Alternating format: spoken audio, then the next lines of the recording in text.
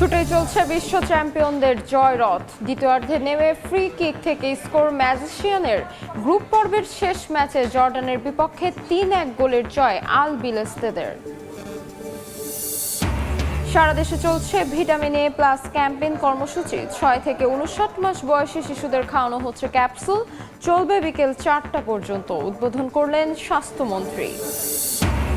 রামপুরায় কার্নিশে ঝুলে থাকা তরুণকে গুলিসহ দুজনকে হত্যা মামলার রায় আজ। অভিযুক্ত ৫ পুলিশ কর্মকর্তা সরাসরি সম্প্রচার করা হবে রায় ঘোষণা।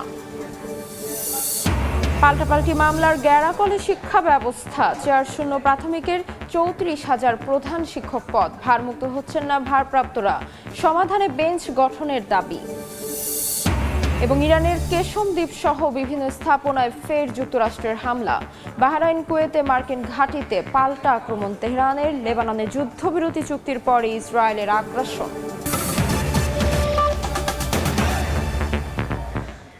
সময় সংবাদের সঙ্গে আছে আমি তাজমিলা খান।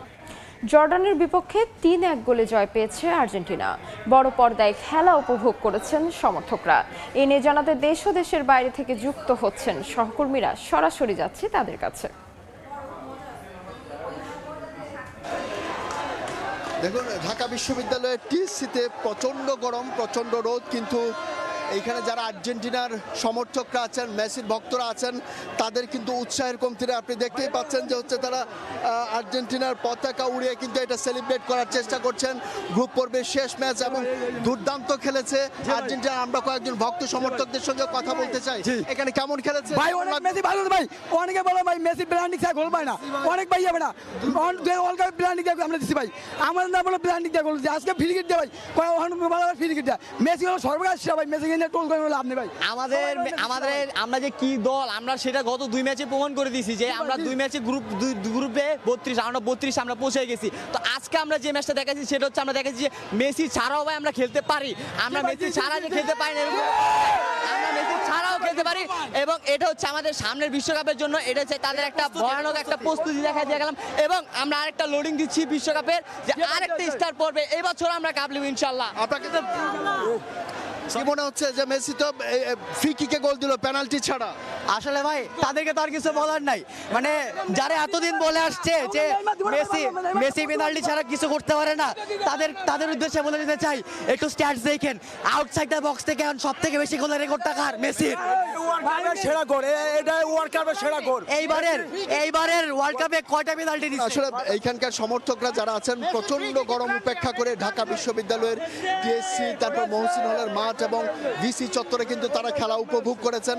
এবং সেই প্রথমার্ধ থেকেই শুরু থেকেই একবারে তাদের মনে একটা সন্দেহ ছিল যে মেসি বিহীন আর্জেন্টিনা কেমন করে, কারণ তাদের যে বিপক্ষ শিবির ব্রাজিল শিবির, হলুদ শিবির থেকে সবসময় এই অভিযুক্ত করা হয় যে মেসি বিহীন আর্জেন্টিনা একেবারেই অচল হয়ে যাবে। কিন্তু সেটি কিন্তু এইখানে কিন্তু তারা মেসি কিন্তু দেখিয়ে দিয়েছেন এবং প্রথমার্ধের পর মাত্র 30 মিনিটের মতো খেলার সুযোগ পেয়েছেন। সেই জায়গায় তিনি একটি গোল করেছেন এবং এমন এক জায়গা থেকে গোল করেছেন ফ্রি কিক থেকে, যেটি আসলে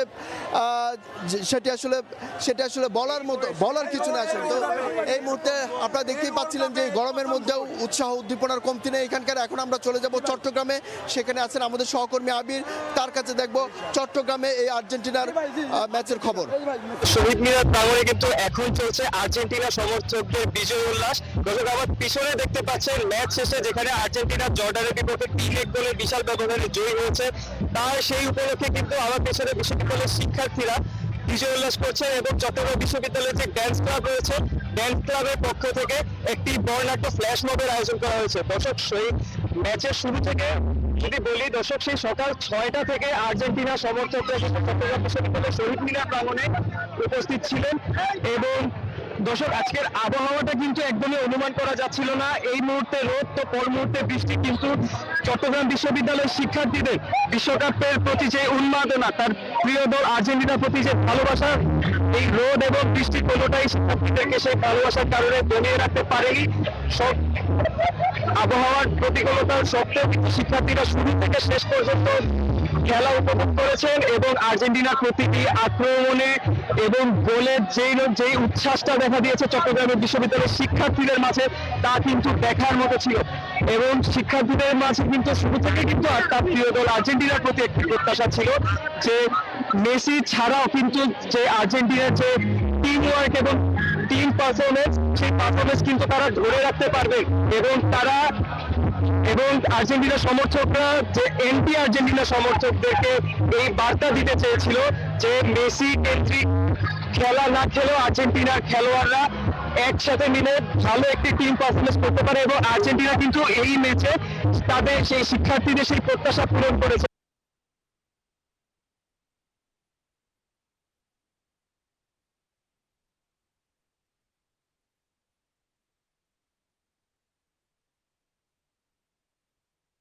এবং এবং বর্তমানে সকলে কাজ চলে গেছিল। চট্টগ্রাম বিষয় থেকে সর্বশেষ।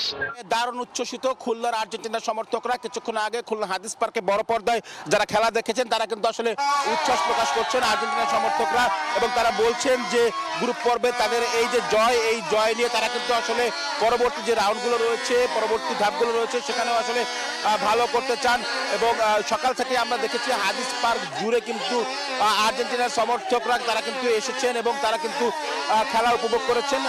সকালে কিন্তু আমরা এখানে সামান্য বৃষ্টি হতে দেখেছি, সেই বৃষ্টি উপেক্ষা করেও কিন্তু হাদিস পার্ক জুড়ে এখানে দর্শক সমর্থক যারা রয়েছেন বড় পর্দায় খেলা দেখেছেন তারা কিন্তু আসলে উচ্ছ্বাস প্রকাশ করেছেন এবং বড় জয় হয়েছে তারা আসলে বলছেন। এবং তারা বলছেন যে আর্জেন্টিনা এবার গতবারের মতো এবারও কিন্তু আসলে শিরোপার অন্যতম দাবিদার, এবং এই যে জয়, সেই জয়ের আসলে ধারাবাহিকতা তারা আসলে ধরে রাখতে চান। আমরা সকাল থেকে দেখেছি এই পুরো মাঠ জুড়ে কিন্তু অনেক দর্শক আসলে খেলা দেখেছেন এবং তারা আসলে খেলা দেখে অনেকে উৎসব নিয়ে ঢাক ঢোল পিটিয়ে বুবুজুলা বাজিয়ে তারা কিন্তু আসলে মাঠ ত্যাগ করছেন।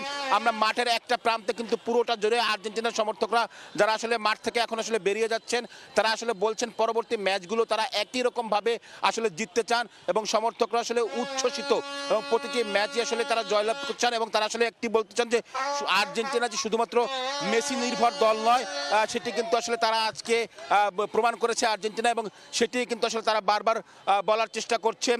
এবং একটু যদি আমরা যদি আর্জেন্টিনার দু একজন সমর্থকের সাথে একটু কথা বলার চেষ্টা করি, একটু আজকের ম্যাচটি কেমন উপভোগ করলেন, কি মনে হয়?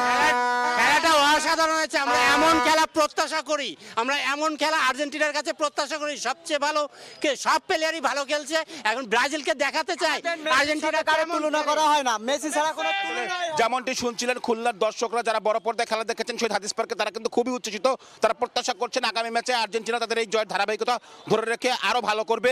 তো আমার কাছে এই ছিল খুলনা থেকে আর্জেন্টিনার বড় পর্দা ম্যাচের সবশেষ খবর। আমরা একটু রংপুরে যাব, সেখানে আছেন আমাদের সহকর্মী আব্দুর রশিদ জীবন।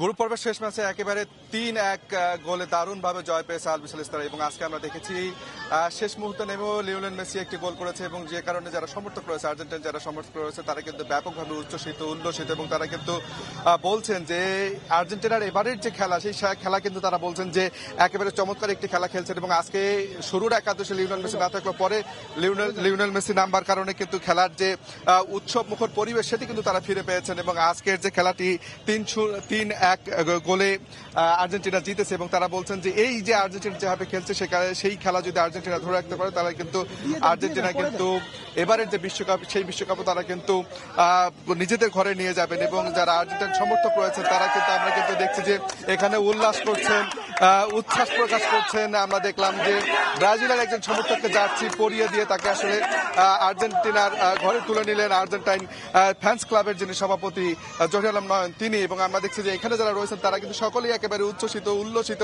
এবং আজকের যে খেলা সেই খেলাকে তারা কিন্তু বলছেন যে আজকে শুরুর একাদশে লিওনেল মেসি ছিল না, পরে লিওনেল মেসি নামার পরে খেলার যে পরিবেশ, খেলার যে পরিস্থিতি এবং খেলার যে উৎসব মুখরতা সেটি কিন্তু আসলে তারা ফিরে পেয়েছেন। এবং লিওনেল মেসি নামার পরেই তিনি একটি গোলও করেছেন, এবং সেটি কিন্তু তারা আসলে বলছেন যে এবারের যে লিওনেল মেসিকে ঘিরে তাদের যে উত্তেজনা তাদের যে উল্লাস সেটি কিন্তু তারা ফিরে পেয়েছেন। এবং আজকে রংপুর টাউন হল মাঠে কিন্তু এখন আমরা দেখছি যে যারা সমর্থক রয়েছে আর্জেন্টিনা তারা কিন্তু স্লোগান দিচ্ছে, তারা কিন্তু উল্লাস করছে। এবং এখানে আর্জেন্টিনা ফ্যান্স ক্লাবের সভাপতি রয়েছেন, আমরা এখানে আর্জেন্টাইন ফ্যান্স ক্লাব রয়েছে। আমরা এই ছিল রংপুর থেকে সবশেষ, আমরা যাবো রংপুরে, সেখানে রয়েছেন আমাদের আরেক সহকর্মী রকি। আর্জেন্টিনা জর্ডানের সাথে 3-1 গোলের ব্যবধানে জিতেছে। 3-1 গোলে ব্যবধানে জেতার মধ্যেও কিন্তু মেসির একটি গোল রয়েছে এবং এই মেসির গোলের পর থেকেই কিন্তু আনন্দ উল্লাসে ফেটে পড়েছেন আর্জেন্টাইন সমর্থকরা। বিশেষ করে রাজশাহীর যে কেন্দ্রীয় শহীদ মিনার চত্বর রয়েছে সেখানে আপনারা জানেন যে ব্রাজিল, আর্জেন্টিনা সহ বড় বড় যে দলগুলো রয়েছে এই দলগুলোর খেলা দেখানো হচ্ছে এবং এখানে খেলা শেষে ভক্তরা আনন্দ উল্লাসে মেতে উঠেছে এবং নাচে গানে তারা কিন্তু মত্ত। আপনারা দেখতে পাচ্ছেন যে আর্জেন্টিনার যারা ভক্তরা রয়েছেন তাদের মধ্যে কতটা উচ্ছ্বাস, কতটা আনন্দ তারা প্রকাশ করছেন খেলা শেষে, কারণ তারা বলছেন গ্রুপ পর্বের 3টি ম্যাচে কিন্তু তারা জিতেছেন এবং আগামী এই জয়ের ধারা অব্যাহত রেখে ডিফেন্ডিং চ্যাম্পিয়ন আর্জেন্টিনা এই কাপ এবারও নিজেদের ঘরে তুলবে এমন প্রত্যাশা ভক্ত সমর্থকদের। আমরা তাদের সাথে কথা বলেছি, তারা ব্যাপক উচ্ছ্বাসিত, ব্যাপক খুশি। তারা বলছেন শুধু এখানে শুধু যারা পুরুষ ভক্ত তারা না, নারী ভক্তরাও কিন্তু এখানে নাচে গানে মত্ত। আর্জেন্টিনার বহু সমর্থক রয়েছে রাজশাহীতে, সেটি কিন্তু নাচে গানের মধ্য দিয়ে আসলে তারা প্রকাশ করছেন। রাজশাহীতে আপনারা জানেন যে এই কেন্দ্রীয় শহীদ মিনার ছাড়াও এখানে কিন্তু বড় বড় খেলা দেখানো হচ্ছে বিভিন্ন জায়গায়, বিশেষ করে রাজশাহী বিশ্ববিদ্যালয় বিভিন্ন গুরুত্বপূর্ণ মোড়ে মোড়ে খেলা দেখানো হচ্ছে এবং তারা কিন্তু এভাবেই আসলে উল্লাস করছেন। বিশেষ করে এবার বলছেন যে গত বছর মেসি গোল্ডেন বুট মিস হয়েছে, যেভাবে মেসি গোল করছেন আগামীতে এই গোল্ডেন বুট কিন্তু মেসির পায়েই যাবে, মেসির কাছে আসবে এবং লিওনেল স্কলানি যেভাবে খেলাচ্ছে পুরো দলকে, এবারও আসলে আর্জেন্টিনা এই জয়ের ধারা অব্যাহত রেখে নিজেদের ঘরে কাপ তুলবে এমনটাই প্রত্যাশা আর্জেন্টাইন সমর্থকদের। এই ছিল আমার কাছে রাজশাহী থেকে সর্বশেষ। দর্শক, দেশের বিভিন্ন প্রান্ত থেকে সরাসরি যুক্ত ছিলাম। 2 ড্রয়ে রানার্স আপ হয়ে নক আউট পর্বে ক্রিস্টিয়ানো রোনালদোর পর্তুগাল। গ্রুপ পর্বের শেষ ম্যাচে তাদের রুখে দিয়েছে কলম্বিয়া। রাউন্ড অফ 32-এ সেলেসাওদের প্রতিপক্ষ ক্রোয়েশিয়া। মায়ামি স্টেডিয়ামে ম্যাচের শুরু থেকে পর্তুগালকে চাপে রাখে কম্বোডিয়া। বল দখল করে আক্রমণ সবখানে আধিপত্য ছিল লাতিন আমেরিকার দেশটির। ঘুরে দাঁড়ানোর চেষ্টা করে সেলেকাওরা, তবে কম্বোডিয়ার ডিফেন্সের খুব একটা পরীক্ষা নিতে পারেননি রোনালদো। ওয়াও ফেলিক্সরা বরং দ্বিতীয়ার্ধে পর্তুগাল গোলরক্ষককে ব্যস্ত রাখেন কলম্বিয়ান ফরোয়ার্ড লুইস দিয়াজ। ম্যাচের শেষ দিকে কলম্বিয়া 1 গোল দিলেও তা বাতিল করে অফসাইডে। গোলশূন্য হয়ে গ্রুপ চ্যাম্পিয়ন হয় কলম্বিয়া। গ্রুপের অন্য ম্যাচে উজবেকিস্তানকে হারিয়ে নকআউট পর্ব নিশ্চিত করেছে ডিআর কঙ্গো।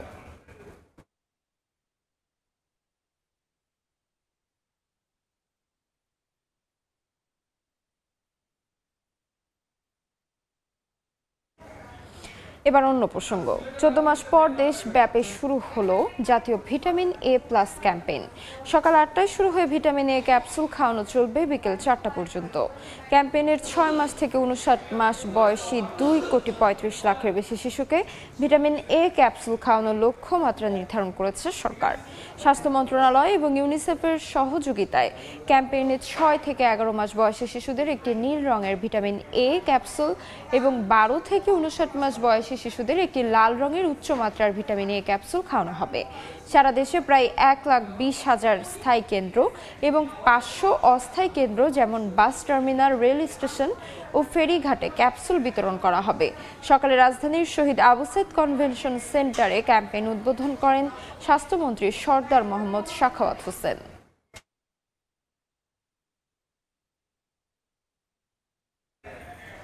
ভিটামিন A+ ক্যাম্পেইনের উদ্বোধন শেষে কথা বলছেন স্বাস্থ্যমন্ত্রী সরদার মোহাম্মদ সাখাওয়াত হোসেন। সরাসরি যাচ্ছে সেখানে। 50 লক্ষ ট্যাবলেট আমরা ভিটামিন A ক্যাপসুল বাচ্চাদের খাওয়াতে শুরু করেছি। নীল রঙের 1 লক্ষ IU ক্যাপসুলের পরিমাণ 40 লক্ষ পিস, আর লাল রঙের 2 লক্ষ IU ক্যাপসুলের পরিমাণ 2,20,00,000 পিস। এই মিলে হইল 2,60,00,000 পিস ভিটামিন A ক্যাপসুল আমরা আজকে খাওয়াচ্ছি। এই ক্যাপসুল দেওয়া হচ্ছে 6 মাস থেকে 11 মাস বয়সী শিশুদের জন্য 1 লক্ষ IU নীল রঙের ক্যাপসুল, সংখ্যা 35,04,000। 12 মাস থেকে 59 মাস বয়সী শিশুদের 2 লক্ষ আইইউ লাল রঙের ক্যাপসুল 2,20,31,000 পিস, দুটি মিলে 2,55,34,000 পিস আমরা আজকে বাচ্চাদেরকে খাওয়াচ্ছি। সেই সাথে আপনারা দয়া করে আপনারা সাংবাদিক আপনারা বলবেন এই ভিটামিন ট্যাবলেটের পাশাপাশি ক্যাপসুলের পাশাপাশি জন্মের পরে বাচ্চাদেরকে মায়ের শাল দুধ যেন দেওয়া হয়, আপনারা একটু প্রচার করবেন, এটা আমাদের সবার দায়িত্ব। কারণ শাল দুধের চাইতে বড় ভিটামিন এ স্টক আর কিছু হতে পারে না। তারপরে নিয়ম মাফিক 6 মাস থেকে 180 দিন পর্যন্ত বাচ্চাদেরকে রেগুলার মায়ের দুধ খাওয়ানি, পানি, মধু, চিনি বা অন্যান্য সুষম খাবার খাওয়াইতে হবে, তাহলে বাচ্চাদের শরীরে পুষ্টির সৃষ্টি হবে। স্যার বিগত সময়ে দেখেছি টিকার মান নিয়ে বিভিন্ন প্রশ্ন উঠেছে, এবারে টিকার মানটা কেমন আসলে? আমাদের টিকার মান অত্যন্ত ভালো। আপনারা জানেন একটা কনফারেন্স করে এসেছি, এই টিকার মান নিয়ে কথা হয়েছে ইউনিসেফের সাথে, এবং অত্যন্ত উন্নত মানের টিকা কিনা হচ্ছে, যেটা আন্তর্জাতিক টেস্টিং ল্যাবরেটরিতে টেস্ট করে আমরা এনেছি, এবং আমরা অত্যন্ত আশ্বস্ত, অত্যন্ত উন্নত। রাজধানীর মিন্টু রোড থেকে সরাসরি যুক্ত ছিলাম ভিটামিন এ প্লাস ক্যাম্পেইনের আরও খবর জানাতে। এই মুহূর্তে ময়মনসিংহে আছেন ওবায়দুল হক, সরাসরি যাচ্ছি তার কাছে।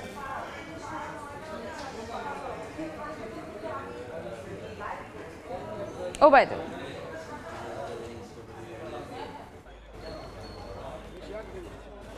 শিশুদের অপুষ্টিজনিত অন্ধত্ব রোধ এবং রোগ প্রতিরোধ ক্ষমতা বৃদ্ধির লক্ষ্যে সারা দেশে শুরু হয়েছে জাতীয় ভিটামিন এ প্লাস ক্যাম্পেইন। ময়মনসিংহে কিছুক্ষণ আগে এই ক্যাম্পেইনের উদ্বোধন করেছেন সিটি কর্পোরেশনের প্রশাসক রোকনুজ্জামান রোকন, এবং যারা আছেন অভিভাবক তারা কিন্তু সন্তানদের নিয়ে আসছেন, এবং ময়মনসিংহ নগরীতে কিন্তু প্রায় 60,000 এই 33টি ওয়ার্ডে প্রায় 60,000 শিশুর লক্ষ্যমাত্রা ধরা হয়েছে এ প্লাস ক্যাম্পেইনের জন্য। এর মধ্যে 6 মাস থেকে 11 মাস বয়সী শিশুর সংখ্যা হচ্ছে 9,522 জন, এবং 1 থেকে 5 বছর বয়সী শিশুর সংখ্যা কিন্তু রয়েছে 58,960 জন, এবং 6 মাস থেকে 5 বছর বয়সী প্রতিবন্ধীর সংখ্যা রয়েছে কিন্তু 228 জন। এই 68,710 জন শিশু মোট ময়মনসিংহ 33টি ওয়ার্ডে 238টি কেন্দ্রের মাধ্যমে 476 জন স্বাস্থ্যকর্মী কিন্তু তারা এই যে কেন্দ্রের মাধ্যমে 238টি কেন্দ্রের মাধ্যমে তারা এই ক্যাম্পেইন পরিচালনা করছেন, এবং শিশুদের এই ক্যাপসুল খাওয়াচ্ছেন। এছাড়াও এই ময়মনসিংহ জেলাতে কিন্তু 6 মাস থেকে 11 মাস বয়সী শিশু রয়েছে 93,713 জন, এবং 1 বছর থেকে 59 মাস অর্থাৎ 5 বছর বয়সী শিশুর সংখ্যা কিন্তু রয়েছে 8,24,718 জন, এবং এই মোট টিকা কেন্দ্রের সংখ্যা কিন্তু 3,519টি টিকা কেন্দ্রের মাধ্যমে এই এ প্লাস ক্যাপসুল খাওয়ানো হচ্ছে। এবং প্রশাসন জেলা ও এই সিটি কর্পোরেশনের প্রশাসক যেটি বলছেন যে তিনি মাইকিং করেছেন পুরো 33টি ওয়ার্ড সহ বিভিন্ন স্থানে মাইকিং করেছেন, এবং মসজিদে আসলে বলে দেওয়া হয়েছে যাতে করে অভিভাবকরা এই ক্যাম্পেইনে তাদের শিশুদের নিয়ে আসে এবং সুস্থ সবল একটি প্রজন্ম গড়ে তোলার জন্য তারা ভূমিকা রাখেন। তো এই ছিল আমার কাছে ময়মনসিংহ থেকে সবশেষ খবরাখবর। ময়মনসিংহ থেকে সরাসরি যুক্ত ছিলাম। সময় সংবাদে আরও থাকছে। বৈশ্বিক যুদ্ধের প্রভাব দেশের তৈরি পোশাক খাতে 4 মাসে ইউরোপের রফতানি কমেছে 19%-এরও বেশি। নিম্নমুখী দামও বাজার ধরে রেখেছে চীন, ভিয়েতনাম।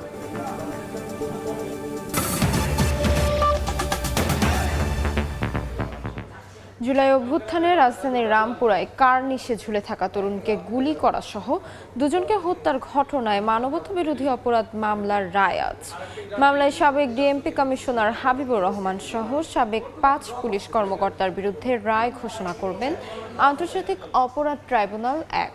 রায় সরাসরি সম্প্রচার করা হবে বলে জানিয়েছেন প্রসিকিউটর। মোট 13 জন সাক্ষীর সাক্ষ্য গ্রহণ করা হয়। 15 জন রাষ্ট্রপক্ষ ও আসামি পক্ষের যুক্তিতর্কের শুনানি শেষে ট্রাইব্যুনাল রায়ের দিন নির্ধারণ করেন।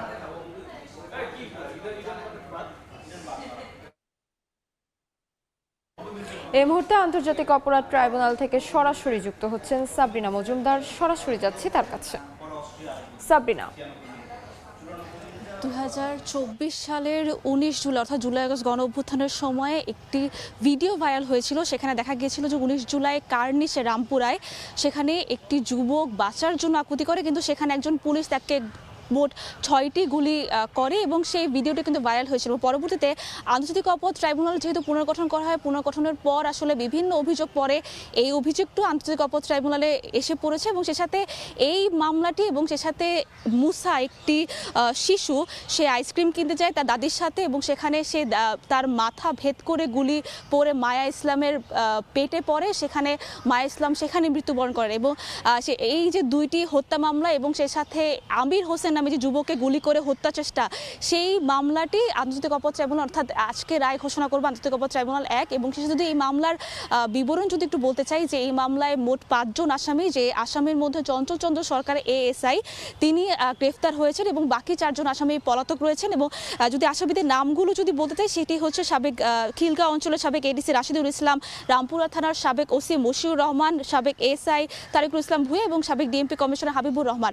এবং যদি বলতে চাই সাবেক ডিএমপি হাবিবুর রহমানের কিন্তু চাংখারপুলের যে মামলা সেই মামলায় তাকে মৃত্যুদণ্ড দেওয়া হয়েছিল, আজকেও তার রায় আছে কিন্তু তিনি পলাতক রয়েছেন।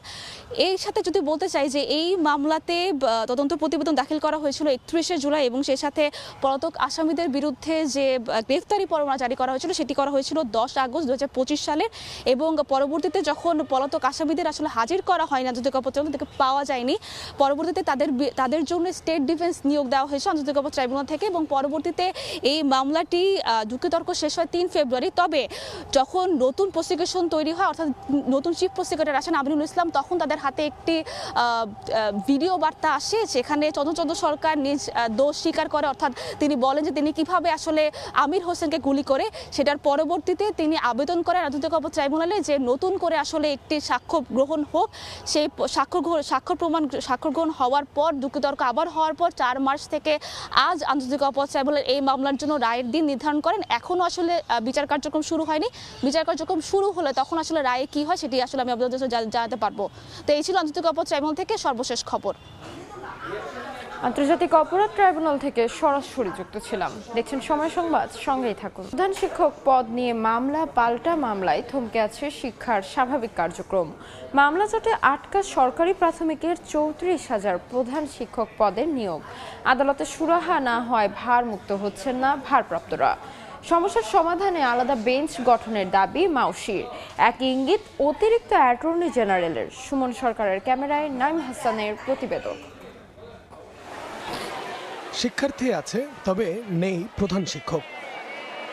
একটি নয়, ঢাকার কোতোয়ালি থানার 32টি প্রাথমিক বিদ্যালয়ের 20টিরই চিত্র অনেকটা একই। শুধু প্রধান শিক্ষক নয়, শূন্য আছে সহকারী শিক্ষক পদও। দেশের প্রায় 34,000 প্রাথমিক বিদ্যালয় চলছে প্রধান শিক্ষক ছাড়াই। বছরের পর বছর সহকারী শিক্ষকরাই সামলাচ্ছেন ভারপ্রাপ্তের দায়িত্ব। কৃষ্ণকান্ত বারই 25 বছরে পদোন্নতি না পেলেও বেড়েছে দায়িত্ব। ভারপ্রাপ্ত প্রধান শিক্ষক পদ বইতে বইতে নিজেই এখন ভারাক্রান্ত। বিদ্যালয়ের সব সামলেও মিলছে না প্রধান শিক্ষকের সম্মানটুকু। অনেক বড় কষ্ট একটা, যে আমি এত বছর চাকরি করলাম, আমার কোনো পদোন্নতি হলো না। অনেক টিচার আমাদের কাছ থেকে চলে গেছে, তাদের পদোন্নতি পাওয়ার উপযুক্ত ছিল, তাদের যোগ্যতা ছিল, দক্ষতা ছিল, সব কিছু ছিল, কিন্তু তারা পায়নি। এমন তিক্ত অভিজ্ঞতা বেশিরভাগ স্কুল শিক্ষকের। আমার আগে যারা সিনিয়র তাদের একটা লিস্ট হয়ে আছে, কিন্তু তাদেরই পদোন্নতি হচ্ছে না। তো সেখানে তো আমি আশা করতেই পাচ্ছি না। এত বছর ধরেন কষ্ট করছি আমরা সহকারী শিক্ষক হিসাবে, তো আমরা তো চাইবো যে আমাদের একটা পদোন্নতি হোক। এক মামলাকে কেন্দ্র করে 2019 সালের পর থেকে থমকে আছে প্রাথমিকে শিক্ষক নিয়োগ ও পদোন্নতি প্রক্রিয়া, যে কারণে দেশের অর্ধেক প্রাথমিক বিদ্যালয় চলছে প্রধান শিক্ষক ছাড়াই। প্রাথমিকের মতো এমনই মামলার জালে আক্রান্ত মাধ্যমিক ও উচ্চশিক্ষা বিভাগও। নিয়োগ, পদোন্নতি, এমপিকরণ, জাল সনদ সহ 25 থেকে 30 ধরনের বিষয়ে মামলা হচ্ছে নিয়মিত, যার সংখ্যা 5,000-এরও বেশি। রাজধানীর উত্তরার এই স্কুলটির চিত্রই দেখা যাক। প্রধান শিক্ষক পদে বৈধ অবৈধ জটিলতায় 4 বছর ধরে চেয়ার শূন্য। নিয়োগ অবৈধ প্রমাণ হওয়ায় ঝুলে আছে 16 জন শিক্ষকের ভাগ্য। অন্যদিকে মামলার কারণে নিয়োগ দেওয়া যাচ্ছে না নতুন কোনো প্রধান শিক্ষক। কমিটির বিরুদ্ধে, সভাপতির বিরুদ্ধে 5টা মামলা চলমান আছে, আর 19 জন শিক্ষকের একটা মামলা আছে। শিক্ষকরা ডিজির বিরুদ্ধে করছে। মামলা থাকা উচিত না, এটা সুরাহা হওয়া উচিত অবশ্যই, কারণ আমরা চাই না এই শিক্ষা প্রতিষ্ঠান প্রধান বারবার পরিবর্তন হবে। হাজারো মামলার কারণে থমকে আছে শিক্ষার স্বাভাবিক কার্যক্রম। দ্রুত এই সমস্যার সমাধানে হাইকোর্টে আলাদা বেঞ্চ গঠনের দাবি মাধ্যমিক ও উচ্চশিক্ষা অধিদপ্তরের মহাপরিচালকের। আর অতিরিক্ত অ্যাটর্নি জেনারেল জানালেন, মামলার জট নিরসনের জন্য আলাদা বেঞ্চ গঠনের চিন্তা করছে সরকার।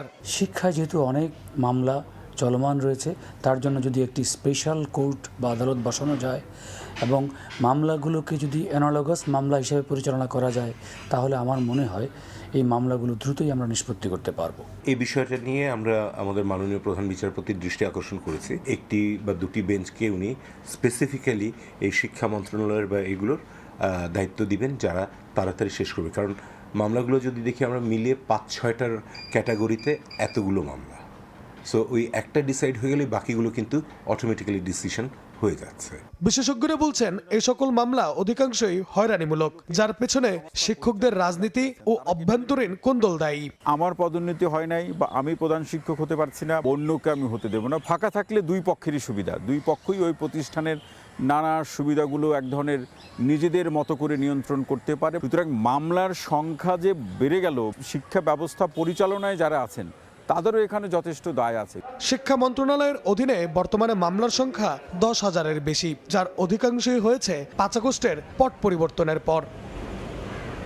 নাইম হাসান, সময় সংবাদ, ঢাকা। উত্তরে নদ নদীর পানি কমলেও তীব্র হয়েছে ভাঙন। এই মুহূর্তে কুড়িগ্রামের যাত্রাপুরে আছেন সহকর্মী বাদশা সৈকত ও গাইবান্ধায় বিপ্লব ইসলাম। সরাসরি যুক্ত হচ্ছে তাদের সঙ্গে।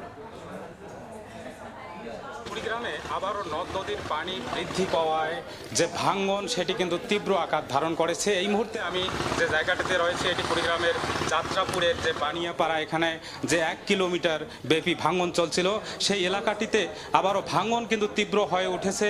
এবং আমরা দেখেছি যে এরই মধ্যে এই এলাকা থেকে গত 2 দিনে 3 থেকে 4টি বাড়ি সরিয়ে নেওয়া হয়েছে এবং আরও অসংখ্য বাড়ি নদীর কিনারে পড়ে আছে, যে বাড়িগুলো আসলে ভাঙনের হুমকিতে রয়েছে। সেখানকার মানুষজন গাছপালা সরিয়ে নিচ্ছে এবং এই অবস্থা কিন্তু কুড়িগ্রামের যে প্রধান 4টি নদ নদী, ব্রহ্মপুত্র, ধরলা, তিস্তা এবং দুধকুমার, সেই 4টি নদ নদীর অববাহিকার প্রায় 36টি পয়েন্টে কিন্তু এই ভাঙন অব্যাহত রয়েছে। এবং এই ভাঙনের ফলে কিন্তু এই গত 1 সপ্তাহে প্রায় 20টিরও বাড়ি বিলীন হয়েছে, তাদের বসতভিটা হারিয়ে অনেকেই নিঃস্ব হয়ে পড়েছেন এবং আরও হাজার হাজার পরিবার কিন্তু এই ভাঙনের হুমকিতে রয়েছে। এবং তারা জানিয়েছে এই অবস্থা চলতে থাকলেও যে পানি উন্নয়ন বোর্ডের যে কার্যকরী পদক্ষেপ, সেটি কিন্তু তেমনটি নেই। এজন্য স্থানীয়রা ক্ষোভ প্রকাশ করেছে। আর যে বিষয়টি জানিয়ে রাখি যে গত যে 1 সপ্তাহ আগের যে বন্যার পূর্বাভাস ছিল কুড়িগ্রামের এই প্রধান 4টি নদ নদীতে, সেই নদ নদীর পানি বৃদ্ধি 2 দিন কিন্তু একটু কমার পর আবার সকাল থেকে আমরা যেটি দেখেছি যে সেই নদ নদীর পানি কিন্তু আবারও বৃদ্ধি পেতে শুরু করেছে। এবং আগামীতে যে পূর্বাভাস দেয়া হয়েছে, বন্যা সতর্কীকরণ যেটি বলেছে যে আগামী আরও 4 দিন পর্যন্ত এই নদ নদীর উজানে ভারতের অংশে অতি ভারী বৃষ্টিপাতের সম্ভাবনা রয়েছে। এছাড়াও আমরা যেটি দেখিয়েছি স্থানীয়ভাবে যে বৃষ্টিপাতের সম্ভাবনা রয়েছে, যদি উজানে যদি ভারী বৃষ্টিপাত হয় এবং স্থানীয়ভাবে যদি আরও বৃষ্টিপাত হয়, তাহলে কিন্তু এই নদ নদীগুলোতে আরও কিন্তু পানি বৃদ্ধি পাবে এবং যে এখানকার যে নদ নদীর অববাহিকার চরাঞ্চল এবং অববাহিকার যে এলাকাগুলো রয়েছে, সেগুলো প্লাবিত হয়ে পড়বে। এরকম একটা পরিস্থিতি এই কুড়িগ্রামের যে নদ নদী, সেই নদ নদীর পারে দেখা যাচ্ছে। এবং এই পরিস্থিতি যদি আরও পানি বৃদ্ধি অব্যাহত থাকে, তাহলে বন্যা পরিস্থিতির সৃষ্টি হবে। এই ছিল কুড়িগ্রামের নদ নদী এবং ভাঙন পরিস্থিতির সর্বশেষ। এই মুহূর্তে আমরা চলে যাব গাইবান্ধায়, সেখানে রয়েছেন আমাদের সহকর্মী বিপ্লব ইসলাম। তিস্তা এবং করতোয়া নদীর পানি কিন্তু আমরা দেখছি যে আজও কমেছে, তবে ধারাবাহিক যে পানি বৃদ্ধি সপ্তাহের অধিক সময় ধরে ধীর গতিতে হলেও কিন্তু আজকে আমরা দেখছি যে ব্রহ্মপুত্র এবং ঘাঘট নদীর যে পানি, সেটি কিন্তু আজকেও বৃদ্ধি পেয়েছে। পানি উন্নয়ন বোর্ডের সর্বশেষ তথ্য অনুযায়ী যদি বলি যে 12 ঘন্টার ব্যবধানে কিন্তু ব্রহ্মপুত্র নদীর পানি আজকেও 9 সেন্টিমিটার এবং ঘাঘট নদীর যে পানি, এটিও কিন্তু আজকে 8 সেন্টিমিটার বৃদ্ধি পেয়েছে। যদিও বিপদসীমার প্রায় 100 সেন্টিমিটারের নিচে কিন্তু এখনো ব্রহ্মপুত্র এবং ঘাঘট নদীর পানি রয়েছে, তবে প্রতিনিয়ত এই নদী দুটির পানি কিন্তু বৃদ্ধি পাচ্ছে। আর যদি বলি যে আমি আছি এখন, একটু দেখানোর চেষ্টা করছি যে গাইবান্ধার সুন্দরগঞ্জ উপজেলার ব্রহ্মপুত্র এবং তিস্তা নদীর যে একখানে মিলিত হয়েছে, এটি বাবুর। বাবুরবাজার এলাকা, এই এলাকায় কিন্তু প্রায় এক সপ্তাহের অধিক সময় ধরে এভাবেই নদী ভাঙছে। প্রায় 2 কিলোমিটার অংশ কিন্তু হুমকির মুখে পড়েছে, 1.5 কিলোমিটার অংশে প্রতিনিয়ত ভাঙছে। এই এলাকার যারা স্থায়ী বাসিন্দা তারা যেটি বলছেন যে প্রায় এক সপ্তাহের ব্যবধানে প্রায় কয়েকশো বিঘা জমি কিন্তু নদীগর্ভে চলে গেছে। আমরা দেখছি যে এই এলাকায় কিন্তু সকাল থেকে যে ক্রমাগত ভাঙনের মুখে পড়ছে। স্থানীয়রা যেটি বলছেন যে প্রায় সপ্তাহের অধিক সময় ধরে এখানে ভাঙন চললেও কিন্তু পানি উন্নয়ন বোর্ড বা সংশ্লিষ্ট কর্তৃপক্ষ কোনো খোঁজ বা ব্যবস্থা নেয়নি। এমন অবস্থা কিন্তু জেলার প্রায় তিস্তা, ব্রহ্মপুত্র, করতোয়া নদীর প্রায় 20টি পয়েন্টের। তো এই সকল এলাকায় কিন্তু প্রতিনিয়ত ভাঙছে, প্রতিনিয়ত ভাঙন কবলিত মানুষের সংখ্যা বাড়ছে। ভাঙন কবলিত মানুষ যেটি অভিযোগ করছেন যে কোথাও ভাঙন হলে সেখানে কিন্তু জরুরি ভিত্তিতে জিও ব্যাগ ফেলার কাজ হয়ে থাকে, কিন্তু এই সকল এলাকায় কিন্তু ক্রমাগত মানুষের সংখ্যা, ভাঙন কবলিত মানুষের সংখ্যা, ভাঙন কবলিত এলাকার সংখ্যা বাড়লেও কিন্তু এখন পর্যন্ত পানি উন্নয়ন বোর্ডের পক্ষ থেকে কার্যকরী কোনো ব্যবস্থা নেওয়া হচ্ছে না। পানি উন্নয়ন বোর্ডের সঙ্গে আমি সকালে কথা বলেছি, তারা পূর্বাভাস অনুসারে যেটি বলছেন যে ধারাবাহিক যে পানি বৃদ্ধি ধীর গতিতে হলেও কিন্তু কমপক্ষে আরও 1 সপ্তাহ এই পানি বৃদ্ধি অব্যাহত থাকবে। পাশাপাশি উজানের যদি ঢল বা উজানে কোনো ভারী বৃষ্টিপাত হয় তাহলে কিন্তু এই পানি বৃদ্ধির সংখ্যা আরও বাড়বে এবং স্বল্পমেয়াদী একটি বন্যার আশঙ্কা তারা করছেন। তো এই ছিল গাইবান্ধার ভাঙন এবং পানি বৃদ্ধির সর্বশেষ খবর। দেখছেন সময় সংবাদ। ইউরোপের বাজারে বড় ধাক্কা খেয়েছে দেশের তৈরি পোশাক খাত। চলতি বছরের প্রথম 4 মাসে রফতানি কমেছে 19%-এরও বেশি, যেখানে চীনের প্রায় 5 আর ভিয়েতনামের কমেছে 7%। ইউরোস্টেটের তথ্য বলছে রফতানির পাশাপাশি কমেছে বাংলাদেশি পোশাকের গড় দামও। একের পর এক বৈশ্বিক যুদ্ধাবস্থায় বিশ্বব্যাপী কমছে তৈরি পোশাকের চাহিদা, যার প্রভাব পড়েছে ইউরোপের বাজারেও। 2026 সালের প্রথম 4 মাসে ইউরোপীয় ইউনিয়নের জোটটিতে পোশাক আমদানি কমেছে 10.42%। ইউরোস্টেটের তথ্য বলছে এ সময় জোটটি আমদানি করেছে 27.77 বিলিয়ন ইউরো মূল্যের পোশাক, যা গেল বছরের একই সময় ছিল 31 বিলিয়ন ইউরো। এ সময় পোশাকের গড় মূল্য প্রতি কেজিতে 5.22% কমে নেমেছে 19.44 ইউরোতে, যা আগে ছিল 20.51 ইউরোতে। এ সময় ইউরোপের বাজারে সবচেয়ে বড় ধাক্কা খেয়েছে বাংলাদেশ। জানুয়ারি থেকে এপ্রিল পর্যন্ত সময়ে জোটটিতে বাংলাদেশের পোশাক রফতানি কমেছে 19.33%, যা প্রধান রফতানিকারক দেশগুলোর মধ্যে সর্বোচ্চ। রফতানি আয় নেমেছে 7.45 বিলিয়ন ইউরো থেকে 6.08 বিলিয়ন ইউরোতে। শুধু এপ্রিল মাসের হিসেবেও রফতানি কমেছে 19.5%। বিজিএমইএ বলছে পরিমাণ হিসেবে টিকে থাকলেও পণ্যের দাম কমে যায়, রফতানি আয় কমে গেছে। বৈশ্বিক যুদ্ধে চাহিদা কমায় পোশাকের গড় একক মূল্য কমেছে 10.45%। ইরান যুদ্ধের জন্য কিছুটা হলেও কনসার্ন বা আপনার বলবো ইনস্টেবল সিচুয়েশন ক্রিয়েট হয়েছে, যেটার জন্য আমাদের ক্রেতারা অলদো অর্ডার প্লেসমেন্টসগুলো গত বছরই হয়েছিল আমাদের দেশে, কিন্তু এগুলোর ব্যাপারে কিছুটা হলেও তারা পুল ব্যাক করেছে। আশা করব যে এখন সিন্স ইউএসএ এবং ইরানের ভিতর এক ধরনের সমঝোতা হয়েছে, তো আবার ক্রেতারা কেনা শুরু করবে। কম দামে পণ্য বিক্রি করে বাজার ধরে রাখার কৌশল কাজে লাগিয়ে ইউরোপীয় বাজারে শীর্ষস্থান ধরে রেখেছে চীন। রফতানি কমেছে কেবল 4.7%। আর কম পরিমাণে হলেও তুলনামূলক উচ্চ মূল্যে পণ্য রফতানি করে আয় ধরে রাখতে পেরেছে ভিয়েতনাম। রফতানি কমেছে 0.7%। ইয়ানুর শিফাত, সময় সংবাদ, ঢাকা। নেত্রকোনায় জলাবদ্ধতায় ক্ষতিগ্রস্ত কৃষকদের প্রণোদনার তালিকা নিয়ে অনিয়মের অভিযোগ উঠেছে। স্বজনপ্রীতি সহ একই ঘরে রাখা হয়েছে একাধিক নাম। স্থানীয় প্রশাসনের কাছে চিঠি দিয়েছেন ভুক্তভোগীরা। তদন্তে গঠিত হয়েছে কমিটি। অনিয়ম খতিয়ে দেখার আশ্বাস সংশ্লিষ্টদের। আলপনা বেগমের তথ্য ও আবু সুফিয়ানের তোলা ছবিতে রিপোর্ট। চলতি বড় মৌসুমে অতিবৃষ্টি ও জলাবদ্ধতায় ক্ষতিগ্রস্ত হয়েছে নেত্রকোনার হাউসসহ প্রায় সব এলাকার ফসলি জমির ধান। কৃষি বিভাগের তথ্য মতে জেলার মোট 16,877 হেক্টর জমির ধান পানিতে তলিয়ে গেছে। ক্ষতিগ্রস্ত হয়েছেন 77,363 জন কৃষক। সরকার ক্ষতিগ্রস্তদের মানবিক সহায়তা প্রদানে চালসহ আর্থিক অনুদানের জন্য তালিকা প্রস্তুত করে। এসব তালিকা প্রকাশ হতেই প্রায় সব উপজেলায় কৃষকদের মাঝে দেখা দিয়েছে অসন্তোষ। প্রকৃত ক্ষতিগ্রস্তদের বাদ দিয়ে স্বজনপ্রীতি ও একই ঘরে একাধিক জনের নাম তালিকায় থাকায় কলমাকান্দা উপজেলা প্রশাসনের কাছে জমা পড়েছে অসংখ্য অভিযোগ। তবে স্থানীয় সংসদ সদস্য ও ডেপুটি স্পিকার বলেছেন, তড়িৎ গতিতে কাজ করতে গিয়ে কিছু ভুল হতে পারে।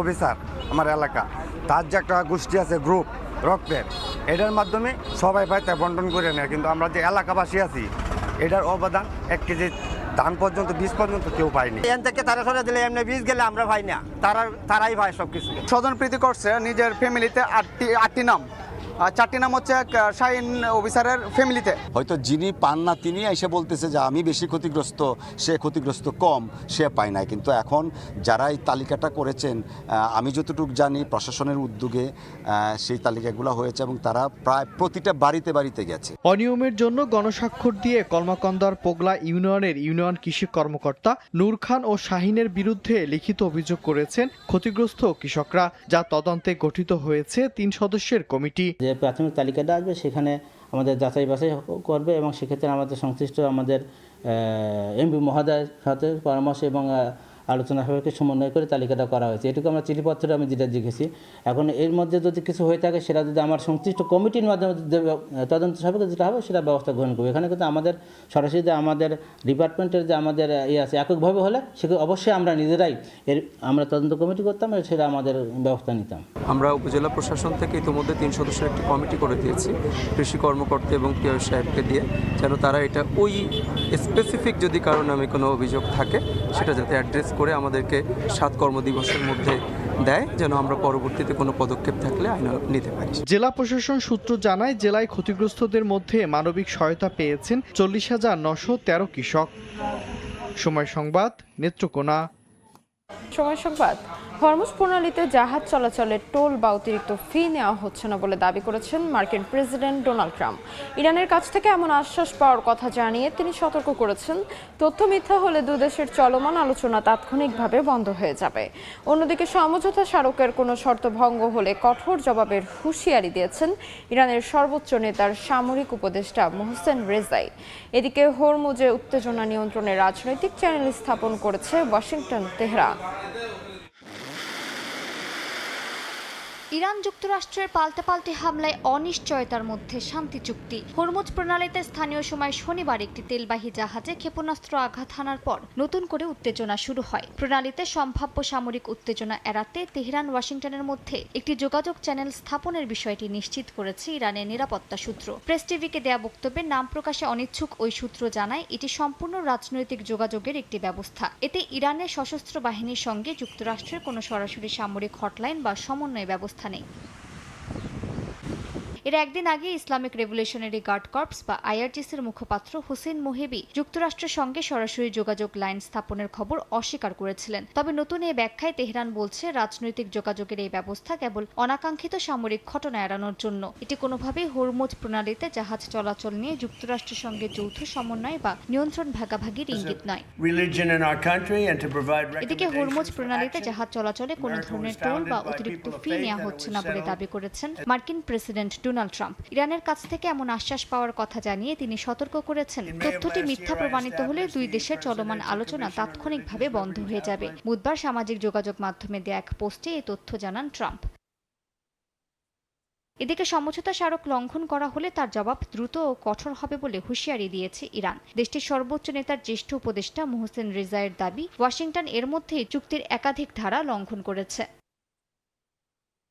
মালিহা সুহরওয়ার্দী, সময় সংবাদ। ভূমিকম্পে বিপর্যস্ত ভেনেজুয়েলায় নিহতের সংখ্যা বেড়েই চলেছে। এখন পর্যন্ত দেশটিতে 1430 জন নিহত হয়েছেন, 3000-এর বেশি মানুষ আহত। এছাড়া ঘর ছাড়া হয়েছে 3500-এর বেশি। উদ্ধার কাজে যোগ দিয়েছে ব্রাজিল, স্পেন, ইতালি সহ বিভিন্ন দেশের উদ্ধারকারী দল। এই দুর্যোগে প্রায় 67,60,000 মানুষ সরাসরি ক্ষতিগ্রস্ত হতে পারে বলে সতর্ক করেছে আন্তর্জাতিক অভিবাসন সংস্থা IOM। ভেনেজুয়েলার ভয়াবহ ভূমিকম্পে ধ্বংসস্তূপের নিচে প্রায় ৭২ ঘন্টা আটকে থাকার পর জীবিত উদ্ধার হয়েছেন এক বৃদ্ধা। স্থানীয় সময় শনিবার লা গুয়াইরায় স্পেনের মিলিটারি ইমার্জেন্সি ইউনিট এই উদ্ধার কাজ পরিচালনা করে। এর আগে একই এলাকায় ধ্বংসস্তূপের নিচ থেকে এক নবজাতক ও তার মাকেও জীবিত বের করে আনেন উদ্ধারকর্মীরা। পাশাপাশি কলম্বিয়ার দল উদ্ধার করেন ১১ বছর বয়সী এক কিশোরকে। কিন্তু সময় যত গড়াচ্ছে জীবিতদের খুঁজে পাওয়ার সম্ভাবনা ততই ক্ষীণ হয়ে আসছে। হাজারো পরিবার এখনও প্রিয়জনের অপেক্ষায় ধ্বংসস্তূপের পাশে দিন কাটাচ্ছে। ভেনেজুয়েলা সরকার জানিয়েছে উদ্ধার অভিযানে সহায়তা করতে এর মধ্যে ইতালি, ব্রাজিল, স্পেন থেকে ১,৬০০-র বেশি উদ্ধারকর্মী পৌঁছেছেন। তবে লা গুয়াইরার অন্তত ১০০টি ভবন ধ্বংস বা ক্ষতিগ্রস্ত হয় এবং ভারী যন্ত্রপাতির সংকট থাকায় উদ্ধার কাজ ব্যাহত হচ্ছে। জরুরি তৎপরতা নির্বিঘ্ন রাখতে ক্ষতিগ্রস্ত এলাকায় প্রবেশও সীমিত করেছে কর্তৃপক্ষ। মূল দুই ভূমিকম্পের পর আরও ৪৩০টির বেশি আফটার শকের রেকর্ড করা হয়েছে। সবচেয়ে বেশি ক্ষতিগ্রস্ত উত্তর উপকূলের লা গুয়াইরা অঙ্গরাজ্যে ধ্বংসস্তূপ সরিয়ে এখনও জীবিতদের খোঁজ চলছে। সরকার জানিয়েছে অঙ্গরাজ্যটির বিদ্যুৎ সরবরাহের প্রায় 60% পুনঃস্থাপন করা হয়েছে। কলম্বিয়া, কোস্টারিকা সহ বিভিন্ন দেশ থেকেও ত্রাণ পাঠানো হয়েছে। আন্তর্জাতিক অভিবাসন সংস্থা IOM সতর্ক করেছে এই দুর্যোগে প্রায় ৬৭,৬০,০০০ মানুষ সরাসরি ক্ষতিগ্রস্ত হতে পারেন। রাজধানী কারাকাস সহ বিস্তীর্ণ এলাকায় জরুরি আশ্রয়, বিশুদ্ধ পানি, চিকিৎসা, স্যানিটেশন এবং খাদ্য সহায়তার প্রয়োজন দ্রুত বাড়ছে। সংস্থাটি বলছে তাৎক্ষণিক উদ্ধার অভিযান শেষ হলেও ভেনেজুয়েলাবাসীর সামনে অপেক্ষা করছে দীর্ঘ পুনর্গঠন ও পুনর্বাসনের কঠিন পথ। মালিহা সুহরওয়ার্দী, সময় সংবাদ। সময় সংবাদ। আবারও বিশ্বকাপ ফুটবলের খবর। গ্রুপ চ্যাম্পিয়ন হয়ে নকআউট পর্ব নিশ্চিত করল ইংল্যান্ড। হ্যারি কেইনের রেকর্ডের রাতে পানামাকে ২-০ গোলে হারিয়েছে থ্রি লায়ন্স। আর একই ম্যাচে গোল করে বিশ্বকাপ ইতিহাসে ইংল্যান্ডের সর্বোচ্চ গোল স্কোরারের তকমা নিজের করে নিয়েছেন কেইন। অন্যদিকে গ্রুপের অপর ম্যাচে ঘানাকে ২-১ গোলে হারিয়ে নকআউট পর্বে ক্রোয়েশিয়া। হেরো বেস্ট থার্ড হয়ে পরবর্তী রাউন্ডে ঘানা। নকআউট পর্বের ভিন্ন সব সমীকরণ নিয়ে মাঠে নামে এল গ্রুপের ৩ দল। আর আগে থেকে ছিটকে পড়া পানামার জন্য গ্রুপ পর্বের শেষ ম্যাচটা ছিল শুধু নিয়ম রক্ষার, যেখানে তাদের প্রতিপক্ষ গ্রুপ চ্যাম্পিয়ন হয়ে নকআউট পর্বে নিশ্চিতের লক্ষ্যে থাকা ইংল্যান্ড। তবে নিউ জার্সির স্টেডিয়ামে ম্যাচের প্রথমার্ধে থ্রি লায়নদের কঠিন পরীক্ষা নেয় পানামা। শুরুতেই ভেনেজুয়েলার ভূমিকম্পে নিহতদের স্মরণে পালন করা হয় নীরবতা। ফার্স্ট হাফে বল দখলে এগিয়ে থাকলেও আক্রমণে ইংল্যান্ডের সঙ্গে সমানে সমান লড়ে লাতিন আমেরিকার দেশটি। গোলশূন্য ড্রয়ে শেষ হয় প্রথমার্ধের খেলা। ৬২ মিনিটে ম্যাচের ডেডলক ভাঙেন জুড বেলিংহাম। বুকায়ো সাকার অ্যাসিস্ট থেকে গোল করে দলকে লিড এনে দেন Real Madrid midfielder.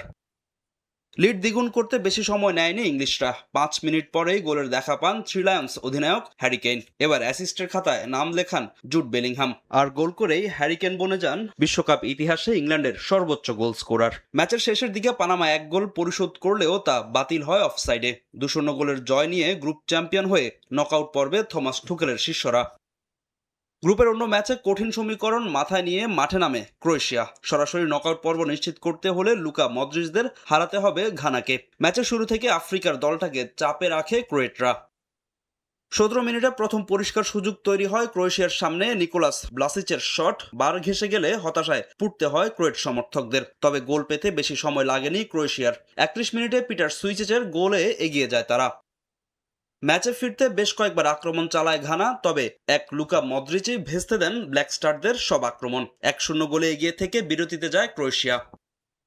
Group runners up হতে মরিয়া ঘানা দ্বিতীয়ার্ধেও চালায় আক্রমণ। ৭৩ মিনিটে ম্যাচের সমতায় ফেরান লাক্সেন। ফ্রিকিক থেকে ক্রোয়েট ডিফেন্ডারদের বোকা বানিয়ে বল জালে জড়ান এই ডিফেন্ডার। ম্যাচের সেই সমতার স্থায়িত্ব ছিল মাত্র মিনিট ১০। ৮৩ মিনিটে অভিজ্ঞ লুকা মদ্রিচের কর্নার থেকে ক্রোয়েটদের আবারও চালকের আসনে বসান নিকোলা ব্লাসিচ। সেই গোলে ২-১ ব্যবধানের জয় নিয়ে মাঠ ছাড়ে লুকা মদ্রিচরা। এ জয় গ্রুপ রানার্স আপ হয়ে নকআউট পর্বে ক্রোয়েশিয়া। অন্যদিকে হেরেও বেস্ট থার্ড হয়ে নকআউট নিশ্চিত করেছে ঘানাও। ফাহিম ইসলাম, সময় সংবাদ। শীর্ষ ৩২-এ জাপানের জন্য প্রস্তুত হচ্ছে ব্রাজিল। অনুশীলনে শীর্ষদের ভুল শুধরে নেওয়ার দিকে মনোযোগ দিচ্ছেন কোচ কার্লো আনচেলোত্তি। ব্লু সামুরাইকে শক্ত প্রতিপক্ষ মানছেন ব্রাজিলিয়ান ফরোয়ার্ড রায়ান। নেইমারের ফেরায় শুরুর একাদশে জায়গা পাওয়া কঠিন, তবুও নিয়মিত জায়গা পেতে সেরাটা দিয়ে যাচ্ছেন ১৯ বছর বয়সী এই ফরোয়ার্ড। নিজের সর্বোচ্চ দিয়ে জাপানের বিপক্ষে সেলেসাওদের জয় উপহার দিতে চান রায়ান। হিউস্টনে হাই ভোল্টেজ ম্যাচের অপেক্ষায় ফুটবল দুনিয়া। রাউন্ড অফ 32-তে জাপানের চ্যালেঞ্জ নিতে প্রস্তুত হচ্ছে 5 বারের বিশ্ব চ্যাম্পিয়ন ব্রাজিল। অনুশীলনে কড়া শিক্ষক কোচ কার্লো অ্যাঞ্চেলোত্তি। গ্রুপ পর্বের ছোটখাটো ভুলগুলো শুধরে নিতে শিষ্যদের কোনো ছাড় দিচ্ছেন না ইতালিয়ান মাস্টারমাইন্ড।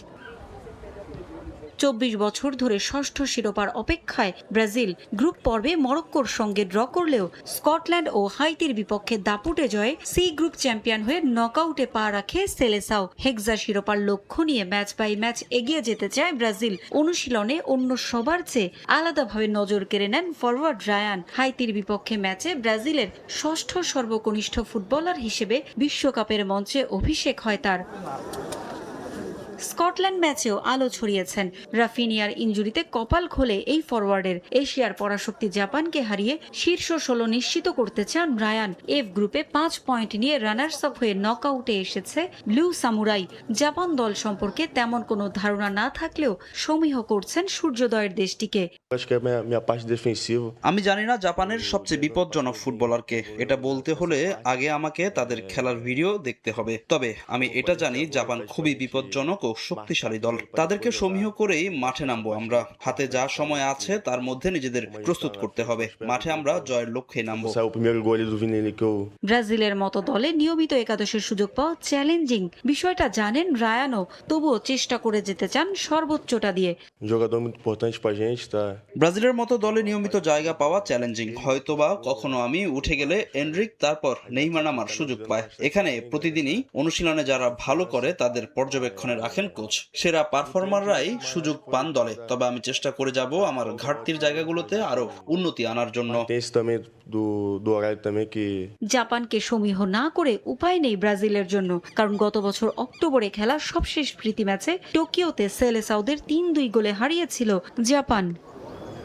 পারভিন আক্তার, সময় সংবাদ। এ পর্যায়ে শীর্ষ সংবাদগুলো জানিয়ে দিচ্ছি আরেকবার।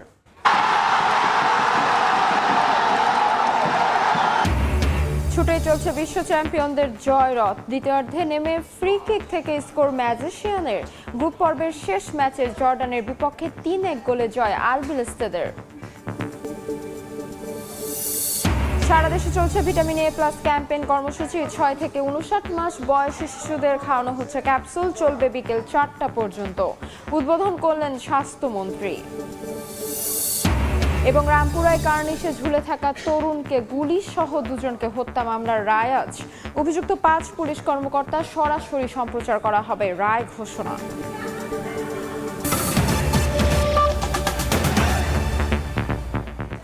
এই ছিল সকাল 10টার সময় সংবাদে। দর্শক, বিশ্বকাপ ফুটবলের মহাযজ্ঞ সরাসরি সম্প্রচার করছে সময় টেলিভিশন। দেখতে চোখ রাখুন সময়ের পর্দায়। এরপর দেখবেন এ সময়ের বাণিজ্য। সঙ্গে থাকুন সময়ের।